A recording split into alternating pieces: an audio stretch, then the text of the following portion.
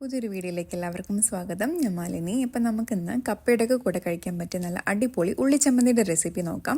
അപ്പം അതിനായിട്ട് ഒരു പാൻ അടുപ്പത്ത് വെച്ച് ചൂടാകുമ്പം അതിലേക്ക് വെളിച്ചെണ്ണ ഒഴിച്ച് കൊടുക്കാം. ഇനി അതിലേക്ക് വറ്റൽമുളക്, ചെറിയ ഉള്ളിയുടെ നേർ പകുതി വെളുത്തുള്ളി കൂടി ഒന്ന് നന്നായിട്ട് മൂത്തതിന് ശേഷം അതിലേക്ക് കറിവേപ്പില, പിന്നെ കുറച്ച് ഉപ്പും ഒരു ചെറിയൊരു കഷ്ണം പുളിങ്ങയും കൂടി ഇട്ടിട്ട് നന്നായി മൂപ്പിച്ചെടുക്കാം.